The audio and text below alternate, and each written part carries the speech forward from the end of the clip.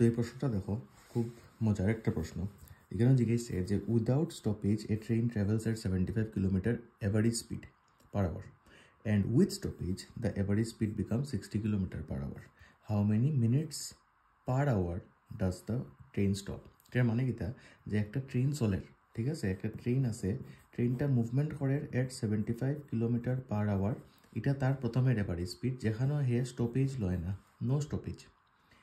Second কেসে কিতা বলছে ওই ট্রেনটাই যার এট 60 কিলোমিটার পার আওয়ার, এটা কোন সময় ওর যখন হে একটু পরে পরে হে স্টপেজ লর, ঠিক আছে, স্টপেজ লইয়া যদি যায় তে তার এভারেজ স্পিড হয়ে যায় 60 কিলোমিটার পার আওয়ার। আর স্টপেজ যদি না লয় তে তার এভারেজ স্পিড থাকে 70 kilometre per hour, which is very obvious. আজকে যদি তুমি গাড়ি বন্ধ করে দিও একটু পরে পরে, তো তোমার এভারেজ স্পিড ফলো করবো। আর তুমি যদি গাড়ি বন্ধ না করো, ইন দ্যাট কেস তোমার এভারেজ স্পিডটা বেশি থাকবো।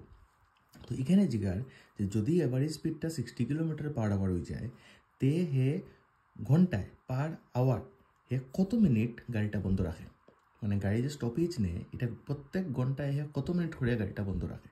তো এটা আমরা কীরকম করতাম, এখানে না এভারেজ মানে টাইম দিছে না, ইভেন ডিস্টেন্সও দিছে না। তো আমরা কী দেখো, আমরা এজিউম করবো যে হে খালি 1 আওয়ারই ট্রাভেল করে, ঠিক আছে, এটা আমরা অ্যাজামশন যে হে ট্রাভেলিং টাইমটা টোটাল টাইমটাই 1 ঘন্টা। তো যেহেতু তার স্পিড 75 কিলোমিটার পার আওয়ার, এর মানে হে 1 ঘন্টায় কতটুকু জায়গা যার, হে 1 ঘন্টায় উইদাউট স্টপেজ, হ্যাঁ উইদাউট স্টপেজ হে কতটুকু জায়গা যাইব, হে 75 কিলোমিটার যাইব গিয়া, কারণ 1 ঘন্টা তো গাড়ি বন্ধই করছে না, হে পুরা 75 কিলোমিটার মারি দিব ওই তোমার 1 ঘন্টায়। ওখন যদি হে গাড়িটা বন্ধ করে, যদি হে স্টপেজ নেয়, ইন দ্যাট কেস হে ডিস্টেন্স কি দেওয়া হইব উইথ স্টপেজ যদি আমরা দেখি তে হে খালি 60 কিলোমিটার যেতে পারে, কারণ তার স্পিড কত 60 kilometre per hour. 60 kilometre per hour যদি তার স্পিড থাকে আর হে গাড়ি বন্ধ করছে, যেখানে কইছে তার গাড়ি বন্ধ করলে তার স্পিড কমিয়া 60 কিলোমিটার পার আওয়ার হচ্ছে, পার আওয়ার মানে কি তার প্রত্যেক ঘন্টায় হে 60 কিলোমিটার যায়, তে উইথ স্টপেজ যদি লয় তে 60 কিলোমিটার যায় গিয়া। এর মানে কি তা হে টোটাল যে উইদাউট স্টপেজ যদি গাড়ি বন্ধ না করতো তে তার যে ডিস্টেন্স, আর গাড়ি বন্ধ করার কারণে তার লস হয়েছে, কতটুকু লস হইল, 15 কিলোমিটারের লস হয়ে গেছে, ঠিক না। তো তার টোটাল জার্নি যেটা তার 75 কিলোমিটার আসিল, এটার মধ্যে থেকে তার 15 কিলোমিটার লস হয়ে গেছে। তো কতটুকু লস হইল,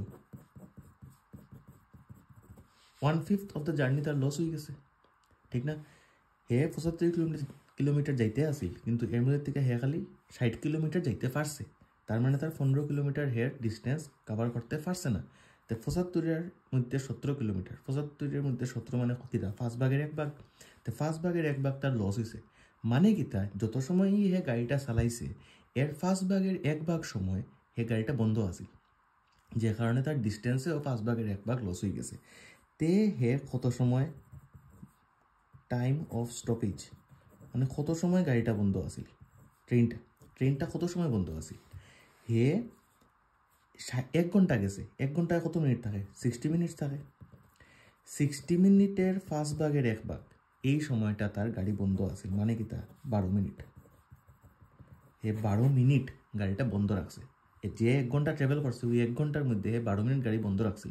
এই 12 মিনিট গাড়ি বন্ধ রাখার কারণে কিতা হয়েছে, হে খালি 60 কিলোমিটার যেতে পারছে, 15 কিলোমিটার তার লস হয়ে গেছে।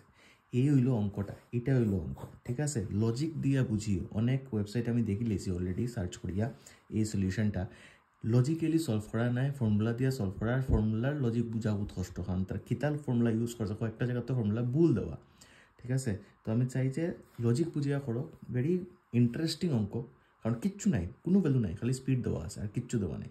যদি বুঝিয়া থাকো আই হোপ যে ভালো লাগছে, লাইক করো, শেয়ার করো, সাবস্ক্রাইব করো, দেখা যাবে নেক্সট ভিডিও, ঠিক আছে, টাটা।